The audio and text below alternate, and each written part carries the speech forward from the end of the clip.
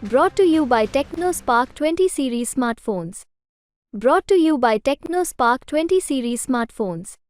I'm superhuman. Sachin Pilot ji देश के युवा हृदय सम्राट हैं, देश के नेता हैं। जहाँ जाते हैं वहाँ भीड़ होती है, उनको सुनने के लिए आम जन आता है, उनको सुनने के लिए आम नागरिक घर से बाहर निकल कर आता है। तो ऐसी परिस्थितियों में ये जो मीडियाओं में जो चलता है, निश्चित तौर पर सचिन पायलट जी देश के अंदर घूम रहे हैं। कम से कम 125 से ज़्यादा रैलियाँ अभी तक लोकसभा के चुनाव में कर चुके हैं। पहले आने लगी। देखो, किरोड़ीलाल मीणा जी हमेशा जन संघर्ष करते रहते हैं। उनका पूरा का पूरा राजनीतिक जीवन एक जन संघर्ष में गुजरा है। उन्होंने आज मंत्री पद पर भी होते हुए वो सरकार पर सवालिया निशान खड़ा कर रहे हैं। कहीं ना कहीं उन्होंने जो मुद्दों लेकर जो सड़क पर वो गए थे उस समय, आज वो उसका जवाब देना चाहते हैं जनता के बीच में, और सरकार को उनकी बात को सुननी चाहिए। मुख्यमंत्री जी हो, प्रधानमंत्री जी हो, किरोड़ीलाल मीणा जी को जो ओहदा राजनीतिक कद में जो मिलना चाहिए था, वो कहीं ना कहीं उनके साथ जो व्यवहार, जो उनको उचित पद नहीं दिया जाना, उचित मंत्री पद नहीं दिया जाना, कहीं ना कहीं आने वाले समय में भाजपा को ये भुगतना पड़ेगा ना। हमारे साथ राजस्थान यूथ कांग्रेस के अध्यक्ष और संगरिया से जो विधायक हैं अभिमन्यु पूनिया जी हमारे साथ मौजूद हैं। लोकसभा इलेक्शन जो चल रहा है उसको लेकर के आज वो फतेहाबाद ज़िले में जो सिरसा लोकसभा क्षेत्र है वहाँ पर पहुँचे हैं। अभिमन्यु जी से बात करेंगे कि किस तरीके की तैयारियाँ जो है कांग्रेस की चल रही हैं और कैसा प्रचार में माहौल है। अभिमन्यु जी, स्वागत है आपका। धन्यवाद। कैसा प्रचार माहौल चल रहा है, और राजस्थान के 2 फेज़ के चुनाव आपने करवा दिए हैं वहाँ पर के, तो कैसी कांग्रेस की पोजीशन है? देखो, राजस्थान में इस बार कांग्रेस लोकसभा में अपना खाता भी खोल रही है और मजबूती के साथ कांग्रेस को सीटें, बीजेपी के बजाय बहुमत में कांग्रेस को सीटें मिल रही है राजस्थान के अंदर। और पूरे मजबूती से राजस्थान के कांग्रेस ने चुनाव लड़ा है, कांग्रेस के कार्यकर्ताओं ने चुनाव लड़ा है। यूथ कांग्रेस के, एनएसयूआई के कार्यकर्ताओं, अग्रिम संगठन के नेताओं की भूमिका अच्छी उसके अंदर रही है। अभिमन्यु जी, हम देख रहे हैं कि जो अभी 4 फेज़ का चुनाव हुआ है, 3 चरणों का चुनाव बाकी है, कांग्रेस जो है कहीं ना कहीं पूरे जोश हाई में दिख रही है। उसका क्या रीज़न आपको नज़र में आया कि ये जोश कहाँ से आया अचानक? देखो, राजस्थान ही नहीं, पूरे देश, हरियाणा आप देख रहे हो जिस प्रकार 10 लोकसभा सीटों में जो जनता में उत्साह है, नेता एकजुट होकर ये चुनाव लड़ रहे हैं। और ये चुनाव इस देश में संविधान बचाने के लिए चुनाव है। युवा विरोधी जो 10 साल भाजपा ने वादे किए युवाओं से, किसानों से, किसान विरोधी, युवा विरोधी भाजपा रही है। आज तक उन्होंने कोई एक रोज़गार के नाम पर काम नहीं किया, कभी एक हॉस्पिटल फैसिलिटी के नाम पर काम नहीं किया। आम जनता के सुविधाओं के लिए भाजपा नदारद रही है। और भाजपा में जो चुनाव लड़ रहे हैं वो भी कांग्रेस से जाकर चुनाव लड़ रहे हैं। तो आप जो स्थिति देख सकते हो कि 10 की 10 सीटें यहाँ पर भारी बहुमत से कांग्रेस जीत रही है।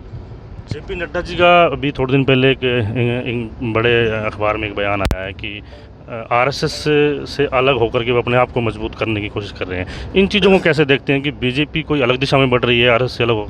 देखो, बीजेपी और आरएसएस आपस में लड़ रही है। आरएसएस के वर्चस्व की लड़ाई है और बीजेपी के नेताओं की लड़ाई है। मोदी, अमित शाह दोनों कुर्सी छोड़ने को तैयार नहीं है और देश की जनता अब समझ चुकी है इन दोनों को कुर्सी छुड़वाएगी। और आरएसएस और बीजेपी हमेशा अलग अलग संगठन इनका शायद रहा है, लेकिन कहीं ना कहीं आरएसएस अपना भाजपा सरकार में वर्चस्व रखना चाहती है। वो इस नरेंद्र मोदी जी और अमित शाह ने कहीं ना कहीं उनको फेल करने का काम किया है। तो ये आपसी मनमुटाव, आपसी लड़ाई, आपसी मतभेद जो अपनी पार्टी के अंदर भाजपा में जो हो रहे हैं, आज देख रहे हो भाजपा में आधे से ज़्यादा कांग्रेस के साथी वहाँ जाकर चुनाव लड़ने को है, जबकि भाजपा का कार्यकर्ता, भाजपा का नेता सब नदारद हैं। तो ऐसी परिस्थिति में आप देख सकते हो कि कांग्रेस पार्टी मजबूत है। तब जिन लोगों को कांग्रेस ने टिकट नहीं दिया, जिन लोगों पर ईडी और सीबीआई के छापे पड़ गए, वो लोग भाजपा में जाकर चुनाव लड़ने को मजबूर है। हम पहले देखते हैं कि राजस्थान में जैसे सचिन पायलट वर्सेस गहलोत होता है, हरियाणा में भी भूपेंद्र सिंह हुड्डा वर्सेस अदर जो है एसआर के ग्रुप लगा लीजिए। इस बार सब लोग इकट्ठे हैं, तो क्या पार्टी की तरफ से सख्त कोई हिदायत है या लग रहा है कि एकजुट होने की ज़रूरत अब महसूस हो रही है नेताओं को, तो इसलिए एकजुटता नज़र आ रही है? देखो, राजस्थान में कोई मनमुटाव नहीं है। सचिन पायलट जी देश के युवा हृदय सम्राट हैं, देश के नेता हैं। जहाँ जाते हैं वहाँ भीड़ होती है, उनको सुनने के लिए आम जन आता है, उनको सुनने के लिए आम नागरिक घर से बाहर निकल कर आता है। तो ऐसी परिस्थितियों में ये जो मीडियाओं में जो चलता है, निश्चित तौर पर सचिन पायलट जी देश के अंदर घूम रहे हैं। कम से कम 125 से ज़्यादा रैलियां अभी तक लोकसभा के चुनाव में कर चुके हैं। दीपेंद्र हुड्डा जी यहाँ पर हरियाणा के अंदर गांव-गांव ढाणी-ढाणी जाकर उन्होंने कांग्रेस पार्टी को मजबूत किया है और कांग्रेस पार्टी के कार्यकर्ताओं की लड़ाई को मजबूती के साथ लड़ रहे हैं। तो निश्चित तौर पर जो व्यक्ति ज़मीन पर मेहनत कर रहा है, किसी पार्टी में कोई मनमुटाव नहीं है, कोई नेताओं में मतभेद नहीं है, हम सब लोग देश के नेता एकजुट होकर ये चुनाव लड़ रहे हैं। छोटे से कार्यकर्ता से लेकर बड़े से बड़ा नेता एकजुट है कांग्रेस के अंदर और कांग्रेस इस बार इंडिया गठबंधन की सरकार बनने जा रही है। प्रधानमंत्री ने जो है कल रैली की है हरियाणा में, आपने भी देखा होगा, तो उन्होंने ये कहा है कि कांग्रेस अगर सत्ता में आती है तो वो आरक्षण को ख़त्म कर देगी। हालांकि ये आरोप दूसरी तरफ से बीजेपी पे भी लगता है, लेकिन ये आरक्षण की लड़ाई के बीच में प्रधानमंत्री के इस बयान को आप कैसे देखते हैं कि कांग्रेस ख़त्म कर देगी? देखो, प्रधानमंत्री जी अलग अलग बयान दे रहे हैं। जिस प्रकार से वो बयान दे रहे हैं, मुस्लिम के नाम पर बयान दिया, कभी मस्जिद के नाम पर बयान देते हैं, कल परसों कब्रिस्तान पर जो उन्होंने बयान दिया, तो ऐसी मनगढ़ंत उनको सिर्फ वोट बटोरने का काम भाजपा करती है। मंदिर मस्जिद गुरुद्वारों के नाम पर कांग्रेस जो कहती है वो कांग्रेस ने किया है। कांग्रेस आज हिस्सेदारी की बात कर रही है, कांग्रेस करेगी। कांग्रेस आज महिलाओं के सुरक्षा के 1 लाख रुपए की बात कर रही है, कांग्रेस करेगी। कांग्रेस युवाओं को रोजगार की बात कर रही है, पहली नौकरी पक्की की बात कर रही है, कांग्रेस करेगी। कांग्रेस आज श्रमिक न्याय की बात कर रही है, कांग्रेस करेगी। ऐसी परिस्थितियों में आप देख सकते हो कांग्रेस की सरकार रही है, तब कहीं ना कहीं किसान और युवाओं को फ़ायदा मिला है। भाजपा की सरकार में, आरएसएस की सरकार में सिर्फ देश में दंगे के अलावा कोई काम नहीं हुआ है आज तक। राजस्थान की बात करें, किरोड़ीलाल मीणा ने भी एक पत्र लिखा है मुख्यमंत्री भजन लाल को। 1100 करोड़ के घोटाले का उन्होंने कोई आरोप लगाया है। तो अभी तो सरकार को बने हुए ज़्यादा समय हुआ ही नहीं है, घोटाले की बात सामने पहले आने लगी। देखो, किरोड़ीलाल मीणा जी हमेशा जन संघर्ष करते रहते हैं।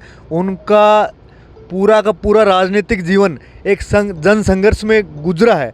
उन्होंने आज मंत्री पद पर भी होते हुए वो सरकार पर सवालिया निशान खड़ा कर रहे हैं। कहीं ना कहीं उन्होंने जो मुद्दों लेकर जो सड़क पर वो गए थे उस समय, आज वो उसका जवाब देना चाहते हैं जनता के बीच में, और सरकार को उनकी बात को सुननी चाहिए। मुख्यमंत्री जी हो, प्रधानमंत्री जी हो, किरोड़ीलाल मीणा जी को जो ओहदा राजनीतिक कद में जो मिलना चाहिए था, वो कहीं ना कहीं उनके साथ जो व्यवहार, जो उनको उचित पद नहीं दिया जाना, उचित मंत्री पद नहीं दिया जाना, कहीं ना कहीं आने वाले समय में भाजपा को ये भुगतना पड़ेगा। आखिरी सवाल आपसे कि चुनाव जो जिस दिशा में बढ़ रहा है, हरियाणा में भी जिस तरीके से कांग्रेस जो है काफ़ी हाई पोजीशन में बताई जा रही है, तो पूरे देश में लगता है कि आपको कितनी सीटें कांग्रेस निकाल पाएगी? क्या सरकार बन जाएगी इंडिया गठबंधन की? देखो, पूरे देश के अंदर आज राजस्थान आप देख रहे हो, आज छत्तीसगढ़ देख रहे हो, मध्य प्रदेश देख रहे हो, हरियाणा देख रहे हो, पंजाब देख रहे हो, उत्तर भारत की इन सीटों पर कांग्रेस को बहुमत मिल रहा है और इंडिया गठबंधन की कांग्रेस की सरकार बनेगी। आप 4 जून को जब रिजल्ट आए उस समय इंडिया गठबंधन भारी बहुमत से सरकार देश के अंदर बनाएगा और युवा और किसानों और आम छोटे व्यापारियों, आम जन की ये सरकार बनने जा रही है। इसमें समस्त देश की जनता कांग्रेस के साथ, इंडिया गठबंधन के साथ खड़ी है और उस सरकार को जवाब देने का काम करेगी। जिस सरकार ने 10 साल में दंगे करवाए, किसान आंदोलन करवाए, आज मणिपुर का जो घटना है, आज जो पूरे देश के अंदर जहाँ भी जाओ अराजकता का माहौल भाजपा ने पैदा करने का काम किया है। हर वर्ग में वर्ग को बांटने का काम किया है, जातियों धर्मों को बांटने का काम किया है। उसको जवाब देने का काम देश की जनता करेगी। तो ये थे हमारे साथ अभिमन्यु पूनिया जी, यूथ कांग्रेस के अध्यक्ष, जिन्होंने कहा कि आने वाले समय में जो है वोटर जो है भाजपा को उन्हीं की जो गलत नीतियों का जो जवाब दे।